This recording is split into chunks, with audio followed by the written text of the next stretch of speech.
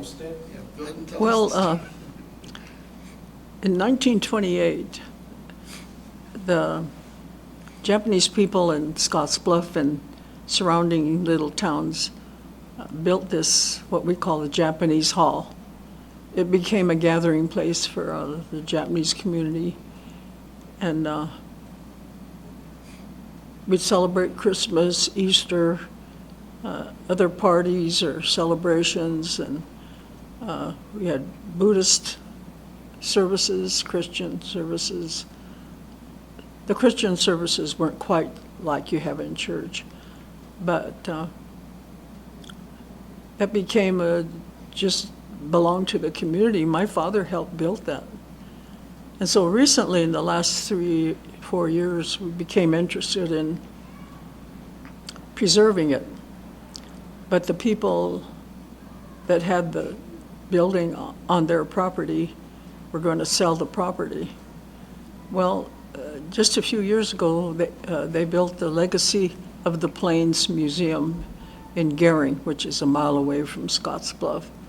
And they have all this land. And so a couple of the people in Scottsbluff kind of initiated a project that thought we could preserve that Japanese hall and have it moved to the site where the Legacy Museum is located. So one of the really principal people in this is Vicki Shapler. She used to be, her maiden name was Sakurada. And so we've been communicating, and she's been doing most of the footwork and everything and doing all this. So now we've been accepted at the part of the Legacy of the Plains Museum, and now we are under their sponsorship, and so we've been collecting money, and it's getting close to where if we can collect some more money that we can move the building over there. She happened to find an architect who said, well, I'll make the design for the basement because it has a basement. And so we've been getting some good freebie assistance, for this project. And there's times when, you get a little discouraged, say, oh, maybe people just don't want it. But last year we had kind of a conference luncheon, and she invited the Consulate General from Japan. And so he came with his entourage of assistants, and he spoke at our luncheon, and he said he didn't know anything about western Nebraska. He didn't even know they harvested beets to a huge extent, it was big in the economy. And so he's been helping, I think in a sort of informal, not official capacity, because he really believed in what we were doing, trying to preserve.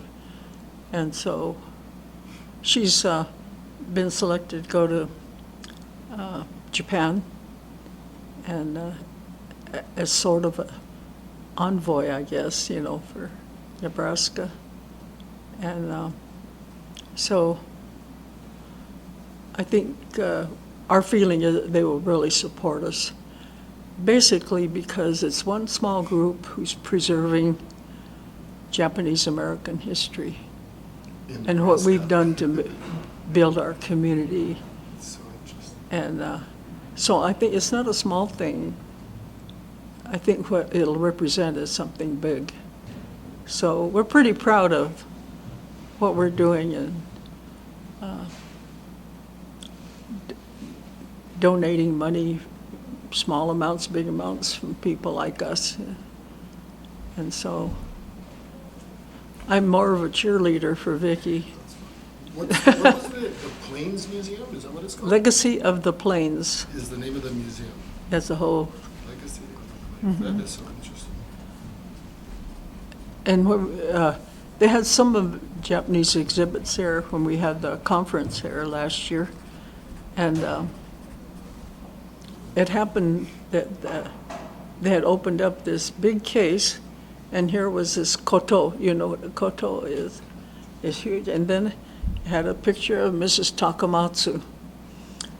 And I said, oh, I know her. We used to live in the same apartment house in Denver. And she used to teach koto, and she also was a seamstress. And she used to do some sewing. So I got to meet her niece. And so it was pretty exciting to be able to see that koto on this lady that we knew so many years ago, you know. Yeah. Okay, Jeanne. Thank you so